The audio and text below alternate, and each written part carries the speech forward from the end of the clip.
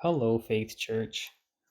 This week, for our devotions leading up to Easter, we're looking at those passages in Mark on Jesus' arrest and crucifixion and resurrection, chapters 14 and 15, and just looking at different things that stand out to each of us as elders and sharing some of those thoughts. And as I was reading through, one of the things that just in general, as I went through, was just remembering how Jesus encountered so much of the pain and challenge that we feel in relationships.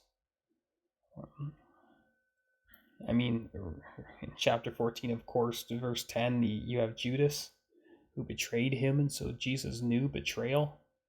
One of the 12, it says, one of those 12 who had been with Jesus every day for several years, had seen the miracles, had done the miracles when Jesus gave them the power to go out and do them themselves. After all that, and to be betrayed by one of the people closest to you, Jesus knew betrayal. He knew what it was to be abandoned by his friends.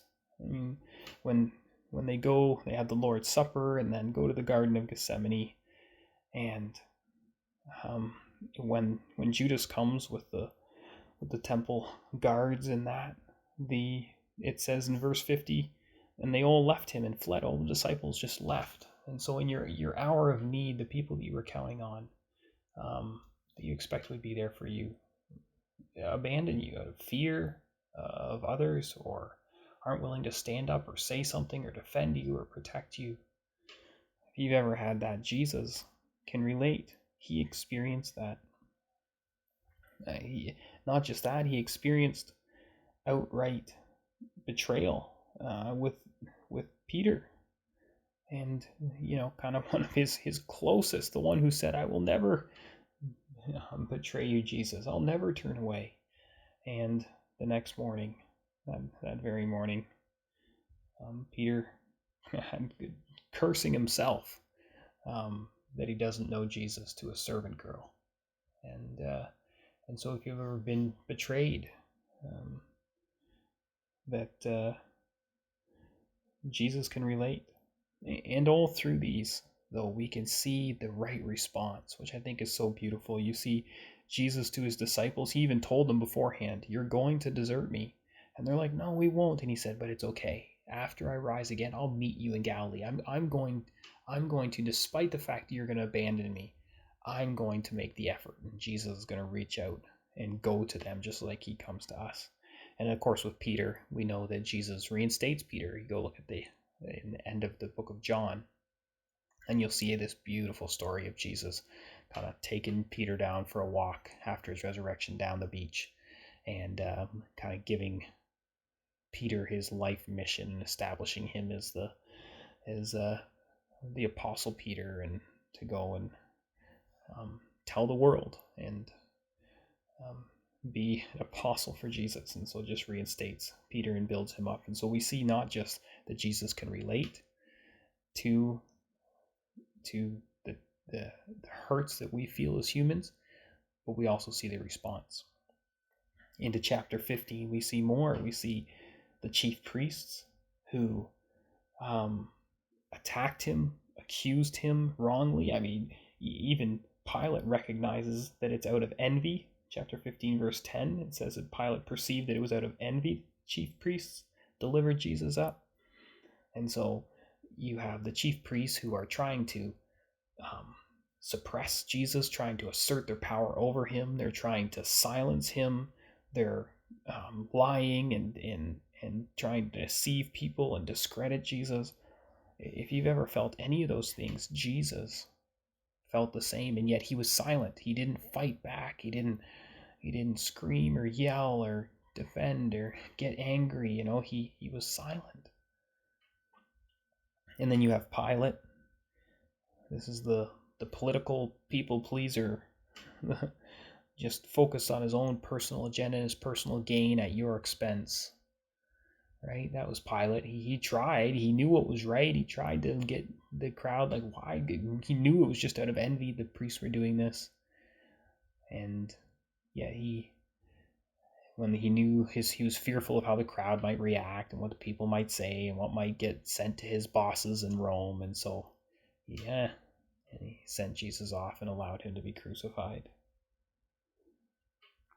And then you have the soldiers, and this was actually the one that made me think of this. It kind of really hit me, and then I went back and looked at all the other examples I've mentioned. But chapter 15, verse 16 to 18, or 16 to 20, and the soldiers that led him away, and they brought together the whole battalion. That'd be like 600 soldiers, and they went and got a purple cloak, and they twisted together a crown of thorns, and they mocked him, "Hail, King of the Jews," and struck his head with a reed and spit on him and pretended to pay homage to him. And then they stripped him and mocked him and beat him, and then led him away to crucify him. And why? I mean, the Pilate did what he did for political gain. It was wrong, but at least you could see the selfish motive.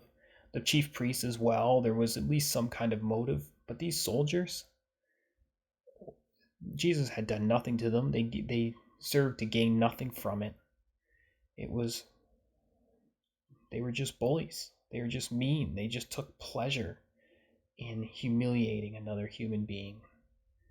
And I just think, man, when we see these atrocities that happen around the world, and Jesus can relate. He experienced the same thing. And as I thought on all those different examples, I thought of that verse in Hebrews, and it's Hebrews 4:15, and it says, "Since then we have a great high priest who has passed through the heavens, Jesus the Son of God.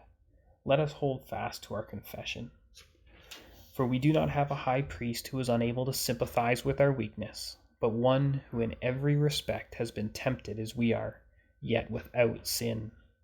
Let us then with confidence draw near to the throne of grace, that we may receive mercy and find grace to help in a time of need."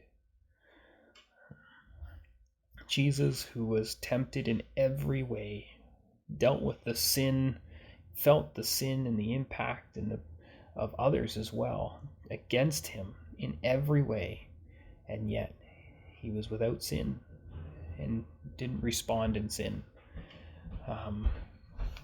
And as I flip back to Mark, and I'd say the impact of how Jesus responded. In verse 39, "And when the centurion who had crucified Jesus, who stood facing him, saw that in this way he breathed his last," that is, Jesus breathed his last, the centurion said, "Truly, this man was the Son of God." So I'll just leave you with that, just to be reminded that Jesus knows your pain.